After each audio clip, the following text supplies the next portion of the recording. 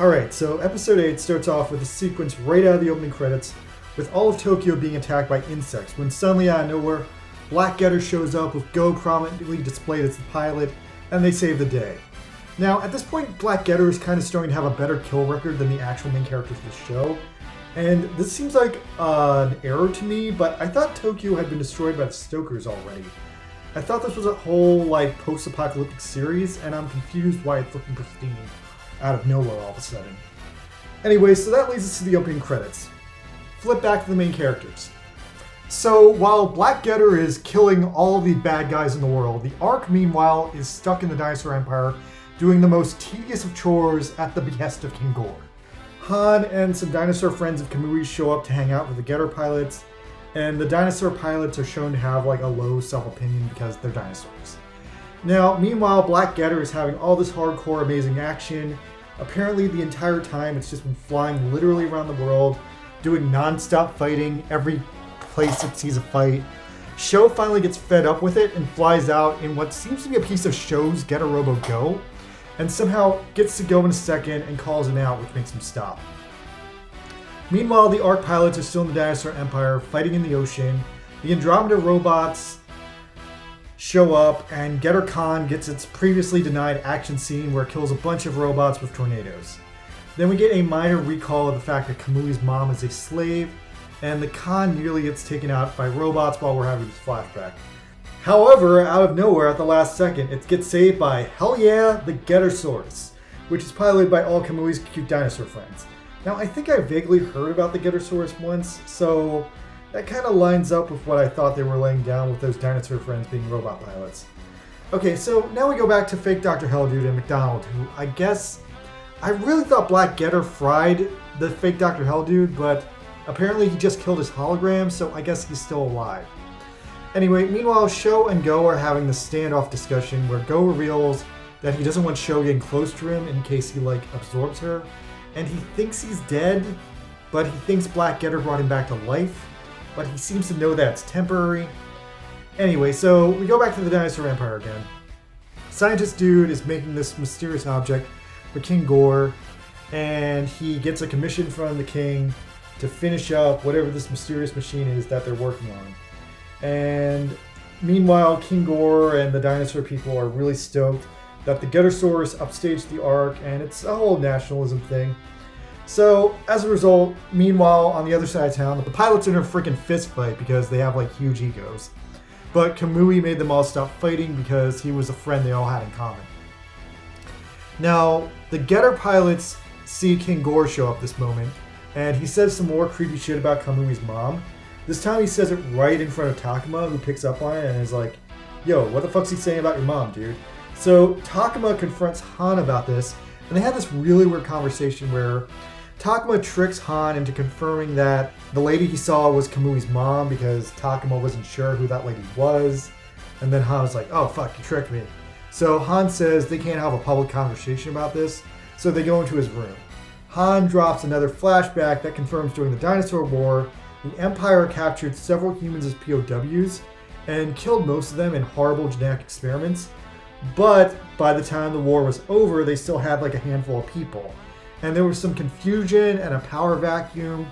So Han took advantage of this power vacuum and allowed all the POWs currently alive in the Dinosaur Empire to stay alive as prisoners of war, instead of being straight up executed by the dinosaurs.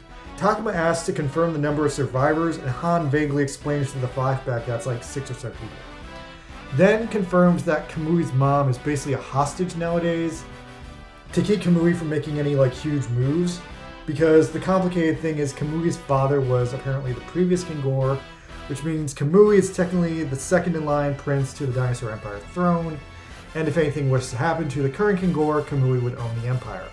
So there's some weird, vague Dinosaur Empire event in a Coliseum at this point, which Kamui describes as a ceremonial battle event, but they don't actually have a battle, they just walk into the stadium and wave to a crowd.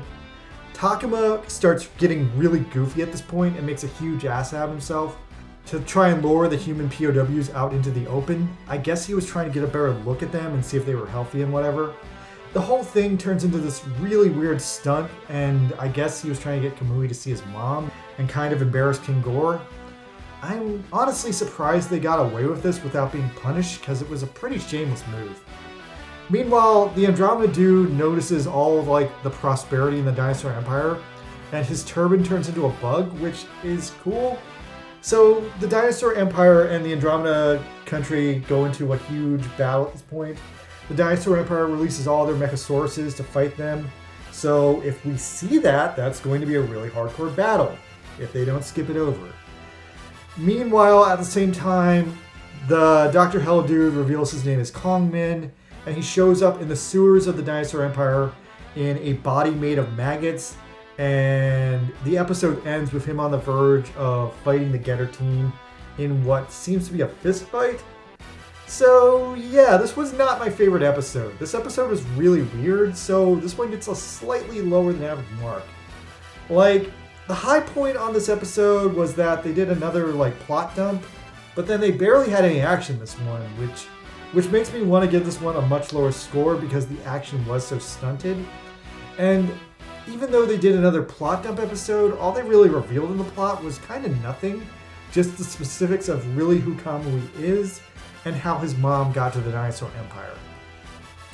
Now, the Getter-Saurus was kind of cool, probably the coolest new thing we got in the episode, but unfortunately we barely got a good look on it. It kind of just shows up, kicks a guy, and that's done.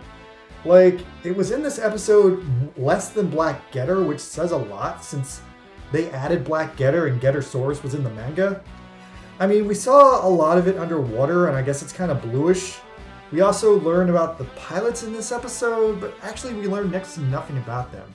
We barely get told their names, which I already forgot, and we just know that they're friends with Kamui, and they have a general rival with the normal Getter pilots, because dinosaur people don't like normal people.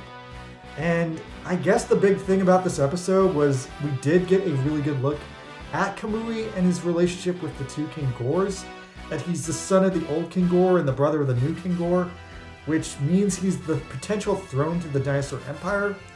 But I can't imagine he would actually take that position unless second King Gor died somehow, and even then I don't think he would actually want to be the king of the Dinosaur Empire because he's only half dinosaur and there don't seem to be that many half dinosaur people in the Dinosaur Empire. So yeah, that's a weird whole subplot if that ever comes to fruition. Could just be backstory for the sake of backstory. I don't actually know how long the show is going to go for.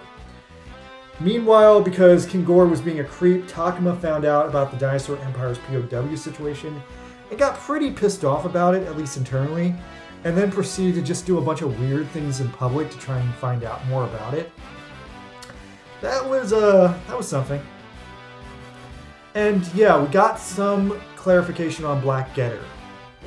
Not really enough information to be fully satisfied, but I do feel like the Black Getter subplot isn't kind of hitting me right because I never read or saw Getter Robo Go, so I don't really know a ton about Sho and Go's relationship.